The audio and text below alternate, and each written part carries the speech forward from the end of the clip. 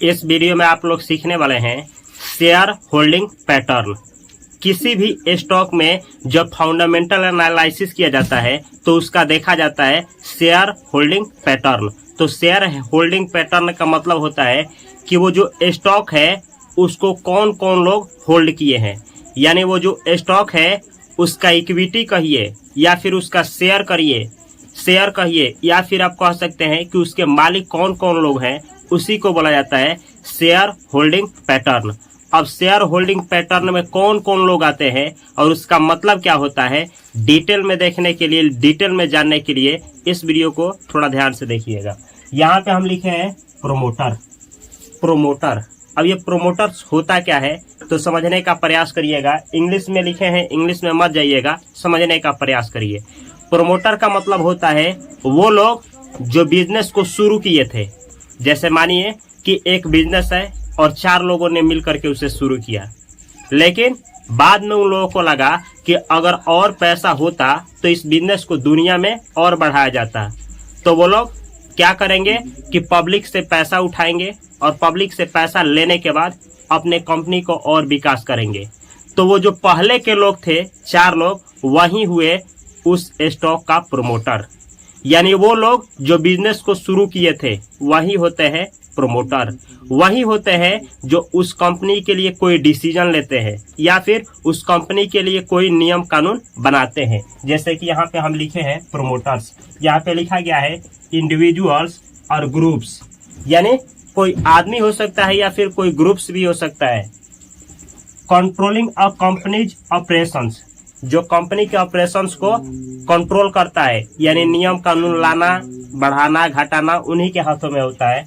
And और decision making, और वही उस कंपनी के लिए डिसीजन लेते हैं कि इस साल कंपनी आगे बढ़ेगी नहीं बढ़ेगी, कंपनी में क्या बदलाव करना है क्या नहीं बदलाव करना है, यही होता है प्रोमोटर। तो एक चीज बतला दे आपको कि किसी स्टॉक में प्रोमोटर की संख्या अगर 50 प्लस है तो उसको बेटर स्टॉक माना जाता है।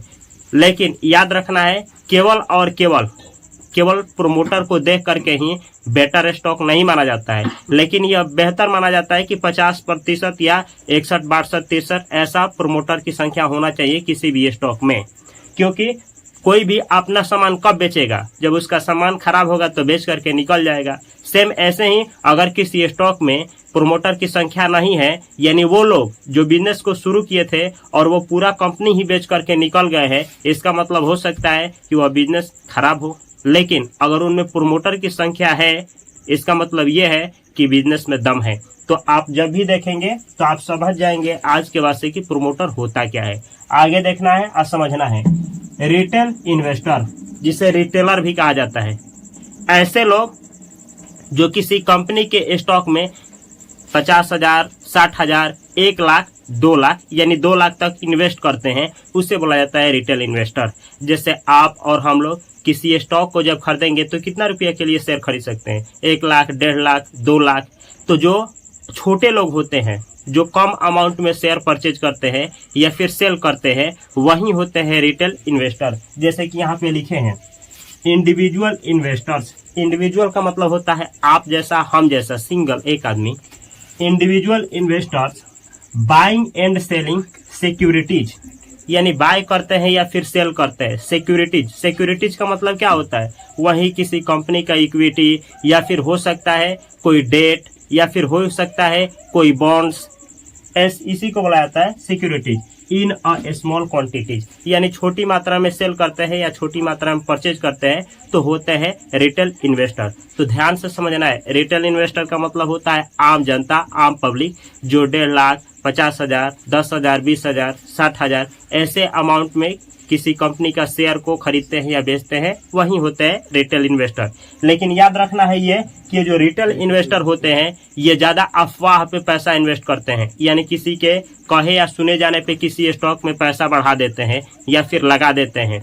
तो किसी स्टॉक में अगर रिटेल इन्वेस्टर की संख्या ज्यादा है, यानी ज्यादा परसेंटेज में है, इसका मतलब ये नहीं कि वो स्टॉक बेहतर है। फिर से ध्यान से समझिए, प्रोमोटर्स की संख्या अगर किसी स्टॉक में बेहतर है यानी अधिक है तो बेहतर है, वो स्टॉक बेहतर है। लेकिन जरूरी नहीं है कि रिटेल इन्वेस्टर की संख्या ज्यादा है तो स्टॉक बेहतर होगा। रिटेल इन्वेस्टर कहे कहाए पे या किसी के सुने पे जा करके पैसा लगाते हैं, इसलिए रिटेल इन्वेस्टर को देख करके किसी स्टॉक में कि ज्यादा परसेंटेज में है इसलिए इन्वेस्ट नहीं करना चाहिए। आगे देखिए इंस्टीट्यूशनल इन्वेस्टर। अब ये इंस्टीट्यूशनल इन्वेस्टर क्या होते हैं, ध्यान से समझना। यहाँ पे लिखे हैं ऑर्गेनाइजेशंस, यानी कोई संगठन, इन्वेस्टिंग यानी organisations investing large sums in the stock market. यहाँ पे समझना है कोई ऐसा संगठन जो इन्वेस्ट करती है लार्ज सम्स यानी बहुत बड़ा मात्रा में, यानी बहुत बड़ा पैसा इन्वेस्ट करती है किस में, स्टॉक मार्केट में। यानी ऐसे समझ सकते हैं कोई बड़ा सा संगठन है जो 1000 करोड़, 10,000 करोड़, 1 लाख करोड़, 20,000 करोड़, 100,000 करोड़, इतना ज्यादा अमाउंट किसी मार्केट में पैसा को इन्वेस्ट करती है, उसे आप लोग बोलेंगे इंस्टीट्यूशनल इन्वेस्टर। अब इसमें बैंक भी आ सकता है, आपका बैंक हो गया, जैसे कि यहाँ पे देख सकते हैं, यहाँ पे लिखे हैं इंस्टीट्यूशनल इन्वेस्टर में क्या क्या आ सकता है, ध्यान से देखिएगा। म्यूचुअल फंड, अब म्यूचुअल फंड के पास कई करोड़ों रुपया होता है, 1000 करोड़ भी रुपया होता है, तो ये लोग 1000 करोड़ रुपया किसी स्टॉक में पैसा डालेंगे तो स्टॉक रहेगा यहाँ तो पहुंच जाएगा यहाँ। यानी किसी भी स्टॉक में अगर इंस्टीट्यूशनल इन्वेस्टर की संख्या है, इसका मतलब क्या कि वो जो स्टॉक है बेहतर है, क्योंकि इंस्टीट्यूशनल जो इन्वेस्टर होते हैं किसी के कहे पे पैसा नहीं डालते हैं, वो स्टॉक के बारे में संपूर्ण जांच करते हैं। जो स्टॉक के मालिक होते हैं, सीईओ होते हैं, जो ओनर होते हैं, उनसे बैठ करके मीटिंग करते हैं, उसके बाद से जा करके उसमें अपना पैसा इन्वेस्ट करते हैं। इसलिए अगर किसी स्टॉक में इंस्टीट्यूशनल इन्वेस्टर हैं, इसका मतलब वो स्टॉक बेहतर है। तो इंस्टीट्यूशनल इन्वेस्टर में म्यूचुअल फंड्स आते हैं जिनके पास करोड़ों रुपया होता है, ये करोड़ों रुपया डालते हैं। ऐसे ही इंश्योरेंस कंपनीज होती है, जितना आप इंश्योरेंस कंपनी जो सुने हैं, जैसे LIC का नाम सुने होंगे, तो LIC क्या है, ये इंश्योरेंस देती है। आप लोगों को जान करके आश्चर्य होगा कि LIC वाले भी अपना पैसा स्टॉक मार्केट में ही डालते हैं। तो ये किसी स्टॉक को जब परचेज करेंगे तो वो स्टॉक क्या होगा, गिरा रहेगा तो अप हो जाएगा, यानी ये भी कई करोड़ों रुपया लगाते हैं। तो ये इंश्योरेंस कंपनी जो होती है ये इंस्टीट्यूशनल इन्वेस्टर के अंतर्गत आती है। सेम ऐसे ही पेंशन फंड्स, जैसे बहुत सारा पेंशन फंड होता है, जैसे PPF, EPF का जो नाम सुने हैं, ये कोई पेंशन फंड ही संभालती है, और ये जिस स्टॉक में पैसा डालती है वो स्टॉक नीचे से ऊपर चला जाता है। तो ये पेंशन फंड जो होते हैं ये भी इंस्टीट्यूशनल इन्वेस्टर ही हैं। आगे देखिए हेज फंड्स। हेज फंड्स जो होते हैं जो पैसा लोगों की मैनेज करते हैं और प्रॉफिट बना करके देते हैं, ये हेज फंड्स होते हैं। तो सब मिला करके mutual funds, insurance companies, pension funds और हेज फंड्स, ये सब का सब इंस्टीट्यूशनल इन्वेस्टर होते हैं। आप ध्यान से समझना है, हो सकता है कि ये सारा का सारा दूसरे देश का हो, जैसे ये सब का सब अमेरिका का हो, और वो सब लोग मिल करके इंडिया की मार्केट में पैसा लगाने को चाहें, तो उसको आप क्या कहेंगे। या फिर हो सकता है कि ये सब इंडिया के ही लोग हों, यानी इंडिया के ही म्यूचुअल फंड हो, इंश्योरेंस वाले हों, पेंशन फंड वाले हों, और इंडिया के ही मार्केट में पैसा डालना चाहें, इंडिया के ही किसी स्टॉक में पैसा डालना चाहें, तो उसको आप क्या कहेंगे। तो ध्यान से समझना है, एक होता है फॉरेन इंस्टीट्यूशंस, एक होता है फॉरेन इंस्टीट्यूशंस। फॉरेन इंस्टीट्यूशंस का मतलब होता है विदेश का, यानी ऐसा इंस्टीट्यूशनल इन्वेस्टर या ऐसा इंस्टीट्यूशंस मतलब mutual funds, insurance company, pension funds, hedge funds. तो अगर ये विदेश का है, ये सारा विदेश का है और किसी दूसरे देश के स्टॉक मार्केट में पैसा लगाता है, तो उसको बोला जाता है फॉरेन इंस्टीट्यूशंस। अगर अपने ही देश का ये सब है, अपने ही देश का म्यूचुअल फंड्स है, इंश्योरेंस कंपनीज है, पेंशन फंड्स है, हेज फंड्स है, और अपने ही देश के किसी स्टॉक में पैसा डाल रहा है, तो उसको बोला जाता है अदर डोमेस्टिक इंस्टीट्यूशंस। याद रखना है, अदर डोमेस्टिक इंस्टीट्यूशंस। अब ध्यान से समझना है, कोई स्टॉक है और उसमें अदर डोमेस्टिक इंस्टीट्यूशंस है, यानी इसकी प्रतिशत कुछ है, इसका मतलब वो स्टॉक अच्छा है, क्योंकि ये लोग बहुत छानबीन करने के बाद किसी स्टॉक में एंटर करते हैं। अगर फॉरेन इंस्टीट्यूशंस किसी स्टॉक में है तब तो और बेहतर है, क्योंकि फॉरेन वाले जो होते हैं बहुत ज्यादा जांच परख करने के बाद ही किसी स्टॉक का शेयर को होल्ड करते हैं या फिर किसी स्टॉक में एंट्री करते हैं। तो ये बेहतर होता है कि किसी स्टॉक में अगर फॉरेन इंस्टीट्यूशंस या अदर डोमेस्टिक इंस्टीट्यूशंस शामिल है, इसका मतलब वो स्टॉक बेहतर है। लेकिन ये लोग कब एंटर करना है और कब एग्जिट करना है उस स्टॉक से ये जानते हैं लोग, इसलिए आप लोगों को इन सब के बारे में जानकारी लेना आवश्यकता हो जाती है। आगे देखिए 5 नंबर है FII। जैसे कि आप सुन रहे होंगे कि स्टॉक मार्केट कब क्रैश करता है, जब FII जो होते हैं वो मार्केट में अपना क्वांटिटी सेल करना शुरू कर दे, यानी जो शेयर को होल्ड किए हैं वो बेचना शुरू कर देते हैं, स्टॉक मार्केट क्रैश होना शुरू हो जाता है। जैसे अभी का आप देख रहे हैं, अभी स्टॉक मार्केट बहुत ज़्यादा गिरा है। क्यों? क्योंकि FII जो है डेली 3000 करोड़, 4000 करोड़, 2000 करोड़ इस तरीके से अपने क्वांटिटी को डेली सेल करते हैं। तो ये लोग जितना ही सेल करेंगे उतना ही स्टॉक मार्केट ज़्यादा गिरेगा। अगर किसी स्टॉक में ये ज़्यादा खरीदना शुरू किए तो वो स्टॉक क्या होगा, जीरो से हीरो की तरफ जाने लगेगा। तो देखना है कि किसी स्टॉक में अगर FII की होल्डिंग्स अच्छा खासा है, इसका मतलब वो स्टॉक जो है बेहतर है। तो ये देखिए FII का मतलब होता है फॉरेन इंस्टीट्यूशनल इन्वेस्टर, यानी फॉरेन का मतलब विदेशी, इंस्टीट्यूशनल का मतलब क्या, वही जो म्यूचुअल फंड को चलाते हैं या फिर इंश्योरेंस कंपनी को चलाते हैं, पेंशन फंड को चलाते हैं, हेज फंड्स को चलाते हैं, वो लोग। इन्वेस्टर मतलब वही, अगर ये लोग जो विदेश के हैं और किसी देश के जैसे अमेरिका वाले हैं, अगर भारत के स्टॉक में किसी स्टॉक में पैसा लगाने लगे तो वो बूम कर जाता है, यानी वो जो स्टॉक होता है जीरो से हीरो की तरफ जाने लगता है। तो यह बेहतर साइन माना जाता है। अगर किसी स्टॉक को FII खरीद रहे हैं, इसका मतलब वो स्टॉक अच्छा है। ये लोग जानते हैं कि कब किसी स्टॉक को खरीदना है और कब सेल करना है। ये किसी देश में अगर एंटर करते हैं, जैसे अमेरिका के हो सकते हैं, जापान के हो सकते हैं, चाइना के हो सकते हैं, FII यानी फॉरेन इंस्टीट्यूशनल इन्वेस्टर, अगर वो आकर के अमेरिका और जापान और जो भी अदर कंट्री है वहाँ के FII आकर के इंडिया के मार्केट में पैसा डालने लगे तो इंडिया का जो मार्केट है जो गिरा हुआ है बूम कर जाएगा। यानी ये सही साइन होता है कि किसी देश में अगर FII पैसा लगा रहे हैं, इसका मतलब उस देश की इकोनॉमी बेहतर है, और जिस देश में ये लोग पैसा नहीं लगाते हैं इसका मतलब उस देश की इकोनॉमी बैड है। यहाँ इसका मतलब ये हुआ कि अगर उस देश के कंट्री में, उस देश के स्टॉक मार्केट में आप पैसा लगाएंगे तो रिस्की चीज है। आगे समझना है इनसाइडर। अब ये इनसाइडर क्या होते हैं? जैसे कि आप लोग देखते हैं कि किसी स्टॉक के इनसाइडर लोग ही इनसाइडर ट्रेडिंग कर देते हैं, यानी मैनिपुलेट कर लेते हैं, स्टॉक को गिराएंगे उठाएंगे, गिराएंगे उठाएंगे। ये इनसाइडर का मतलब होता है, देखिए समझने का प्रयास करिएगा। Insider, individuals with access to non public information, यानी देखिए individuals with access to non public information about a company such as directors, officers, employees. जैसे कोई स्टॉक होता है, कोई कंपनी होती है। अच्छा, स्टॉक का कंपनी का मतलब क्या होता है, ध्यान से समझिए। ऐसी कंपनी जो सेबी द्वारा रजिस्टर्ड है, जिसका आप शेयर यानी खरीद सकते हैं, बेच सकते हैं, जो लिस्टेड है, जो पब्लिक है, उसी को आप बोलेंगे क्या चीज, उसी को आप बोलेंगे कि वो स्टॉक है। तो जो स्टॉक होता है उसके डायरेक्टर होंगे, उसके ऑफिसर्स होंगे, उसके एम्प्लॉयज होंगे, उन्हीं को आप कहेंगे कि वो इनसाइडर हैं, वो लोग इनसाइडर लोग हैं। समझ में आया?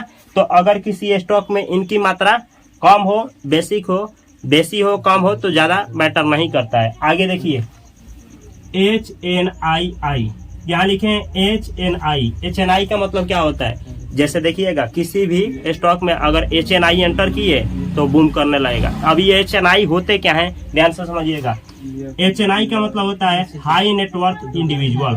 हाई मतलब बहुत ज्यादा, नेटवर्थ मतलब धन दौलत, इंडिविजुअल मतलब सिंगल लोग, यानी ऐसे हम जैसे सिंगल लोग जिनके पास बहुत ज्यादा संपत्ति होता है, करोड़ों का, अरबों का, खरबों का, ऐसे लोग को बोला जाता है HNI। अब यहाँ देखना है individuals with significant wealth typically above a certain threshold, यानी जिनके पास बहुत ज़्यादा सिग्निफिकेंट मात्रा में वेल्थ होता है, जिनके पास बहुत ज़्यादा करोड़ों का संपत्ति होता है, अरबों का संपत्ति होता है, ऐसे इंडिविजुअल को कहा जाता है HNI। ये लोग किसी स्टॉक में घुसते हैं तो वो स्टॉक बूम होने लगता है। ये लोग बहुत बड़ा बड़ा बेहतर स्टॉक को होल्ड करते हैं। तो इनकी साइन यानी किसी स्टॉक में इनकी मात्रा अच्छी खासी है, अच्छी खासा होल्डिंग है, इसका मतलब वो स्टॉक को आप बेहतर मान सकते हैं। आगे देखिए, आगे हम लिखे हैं NNI। अब ये क्या होता है? N का मतलब नॉन, एन का मतलब इंस्टीट्यूशनल, एन यहाँ पे रहेगा आपका NII, N for non, I for institutional, I for investor. यानी ऐसा इन्वेस्टर जो इंस्टीट्यूशनल नहीं है, ऐसा इन्वेस्टर जो इंस्टीट्यूशनल नहीं है, यानी जो म्यूचुअल फंड, इंश्योरेंस कंपनी से या कोई पेंशन फंड से नहीं जुड़ा है, अब वो क्या है, वो है इंस्टीट्यूशनल ही इन्वेस्टर है, तो उसे आप बोलेंगे नॉन इंस्टीट्यूशनल इन्वेस्टर।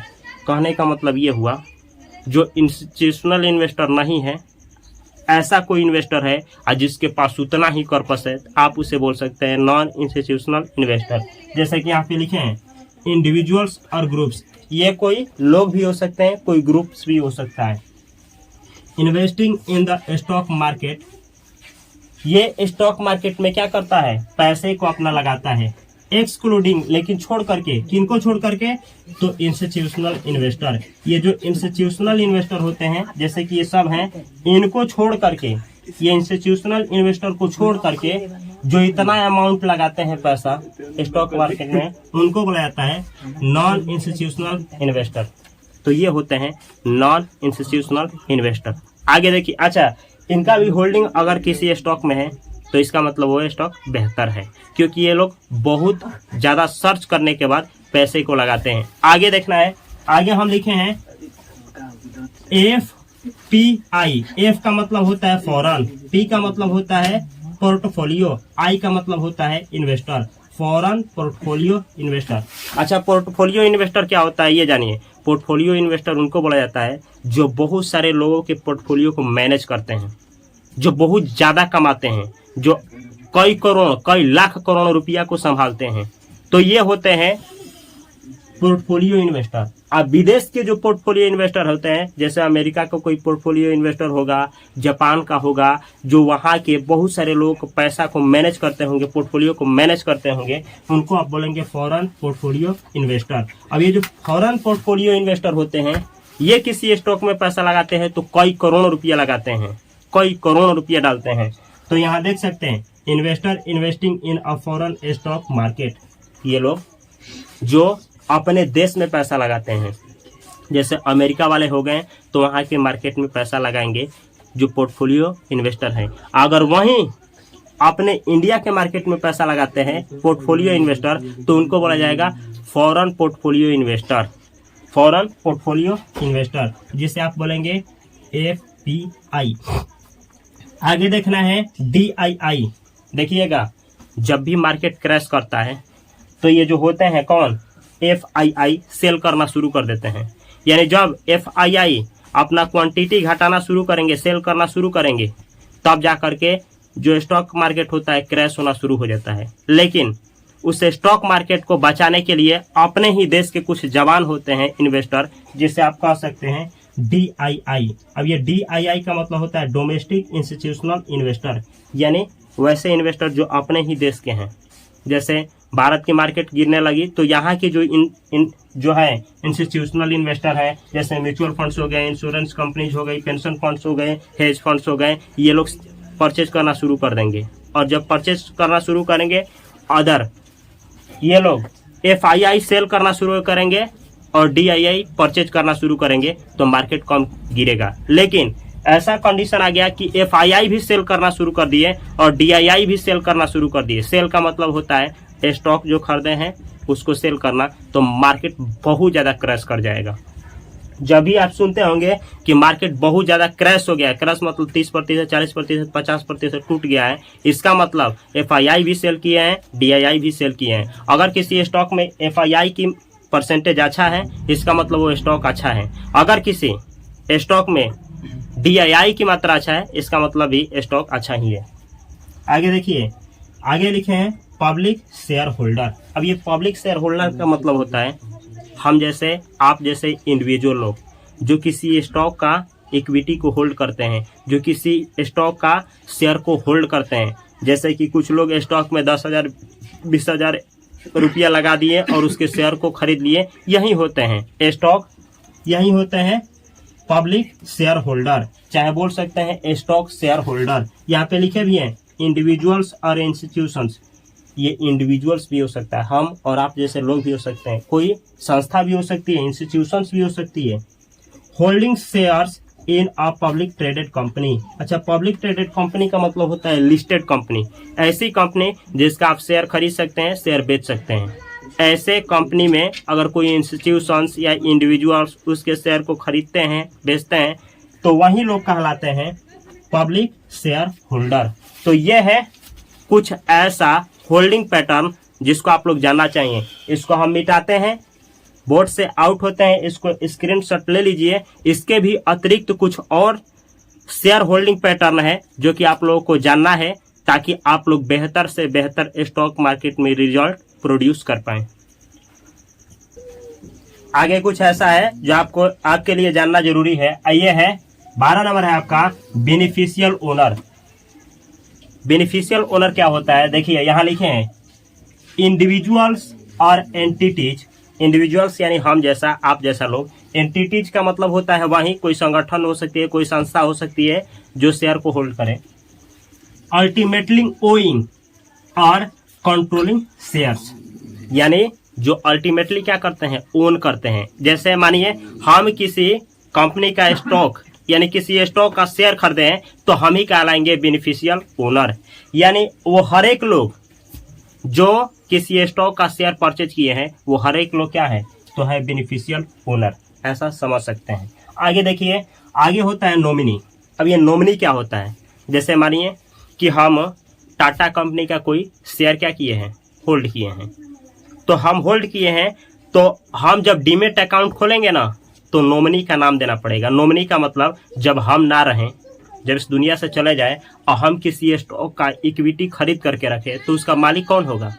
तो जिसको हम नॉमिनी में नाम दिए होंगे, जैसे अपने भाई का नाम या अपने मम्मी का नाम या अपने पापा का नाम, तो हमारे ना रहने पे वो सारा जो इक्विटी का मालिक कह सकते हैं, वो किनके हक, वो कौन उस पे हक लेगा, यानी वो इक्विटी कौन लेगा?